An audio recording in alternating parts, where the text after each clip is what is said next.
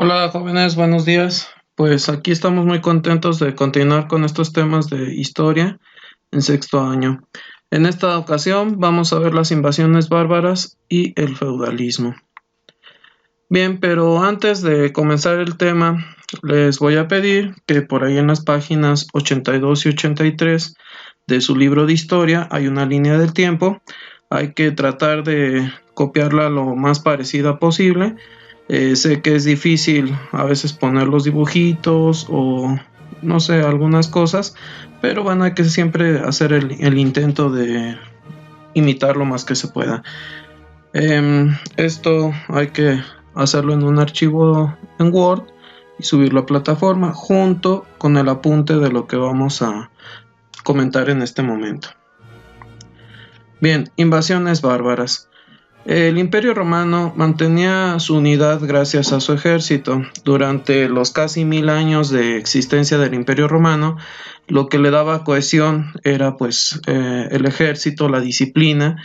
Pero bueno, la explicación de por qué cayó el Imperio Romano pues se debe en parte a que esta disciplina se fue relajando a tal grado que en un futuro ya cada jefe militar tenía el control sobre su tropa y bueno, decidía no obedecer en cierta forma lo que Roma o ya cuando se dividió el imperio Constantinopla tal vez decía, ¿verdad? Entonces se volvieron muy separados, muy segregados este ejército romano. Desde el siglo III, los pueblos guerreros de Europa empezaron a penetrar al imperio y eran conocidos como los bárbaros. Bien, aquí vamos a destacar la figura de este personaje que observamos es el mismo. En Mongolia existió un grupo que se llamaron los hunos. Los hunos pues aprovecharon de que tenían control o uso de caballos y desde Mongolia hasta Europa hay digámoslo así, un corredor de praderas, es decir, no hay montañas ni nada, está todo derechito. Y bueno, estos hunos en la aventura comenzaron a avanzar hacia el occidente u oeste, ¿verdad?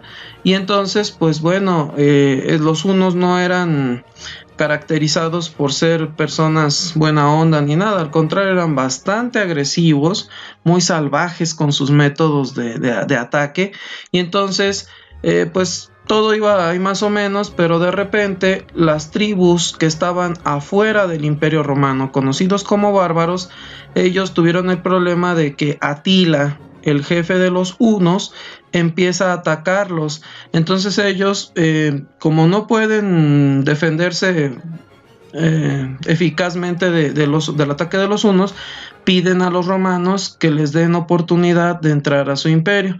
Los romanos obviamente pues no querían, pero ante ya la cercanía de Atila, pues ahora sí que con permiso o sin permiso se atraviesan la frontera y bueno, esto va ocurriendo a lo largo de varios años, esta invasión de bárbaros hacia el Imperio Romano.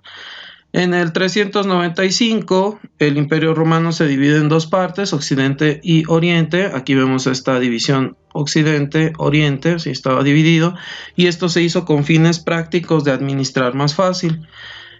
Fueron tantas las oleadas de los hunos y de los grupos bárbaros que en el 476 incluso llegaron a la misma capital del Imperio Romano de Occidente, a Roma, y al emperador romano Rómulo Augusto lo dominan. Aquí vemos una imagen un poco medio idealizada de cómo un jefe bárbaro, pues el emperador romano Rómulo Augusto le rinde tributo.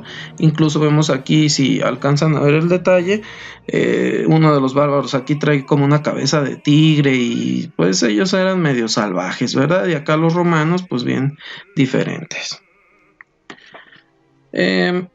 Reinos bárbaros. Bueno, los hunos se retiraron de Europa, ellos se fueron nuevamente hacia Mongolia, pero lo que ya no se fue esta entrada de grupos bárbaros o germanos hacia Europa occidental. Y pues imaginemos, estos grupos son distintos, ahorita vamos a ver más o menos cómo se fueron estableciendo, pero ellos traían su propia cultura, sus propias tradiciones, sus propios dioses, muchos hábitos, y cuando entran en contacto con la cultura romana, bueno, pues se mezclan y forman una nueva sociedad. De esta mezcla entre bárbaros y romanos surgen lo que se conocen como las lenguas romances o derivadas de Roma o de latín, ¿verdad? Que son el español, hablado aquí en la península ibérica, el portugués, parte de la península ibérica, el italiano moderno que hoy conocemos, pues no es latín puro, es una mezcla entre un idioma bárbaro y el latín, y pues el francés, ¿verdad? Esta zona amplia. Bien, estos grupos bárbaros que se fueron adentrando en Europa occidental, pues la Iglesia católica pues aprovecha y los convierte al cristianismo, ¿verdad? Entonces ya no se trata de una destrucción de todo, sino se trata más bien dicho de una adaptación. Entonces, bueno, ¿quiénes son estos bárbaros? Por aquí vemos que los visigodos, un grupo bárbaro, ¿verdad? Se establece en esta zona de España, los suevos al norte de España.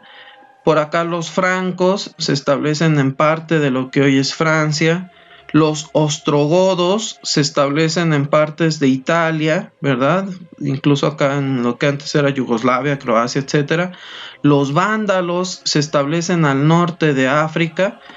Por acá los burgundos en Francia, los alamanes en partes de Francia, Alemania, el resto por acá de grupos bárbaros eslavos. Y aquí hay unos muy interesantes, ¿verdad? Los anglos y los sajones. Estos grupos, al mezclarse con los romanos de ahí, pues generan el idioma inglés, ¿verdad? Y bueno, pues el Imperio Romano de Oriente por acá sigue sobreviviendo. Ellos no sufrieron ataques de pueblos bárbaros. Bien, en el año 800 surge un emperador de los francos, ¿verdad? Franco acá, zona de Francia, llamado Carlo, que bueno, la tradición le ha puesto Carlo Magno, ¿verdad? Magno significa el grande, el magnífico.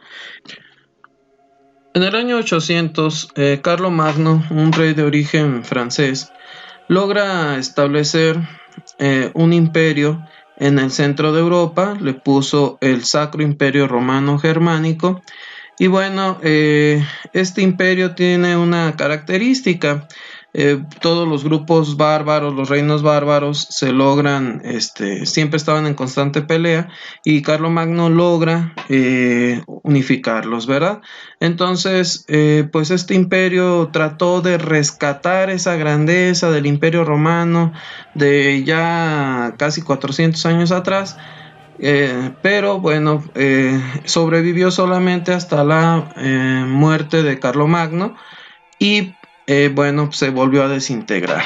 En estas zonas, el sistema económico que se impuso pues fue el feudalismo, y ya hemos visto algunas cosas de esto.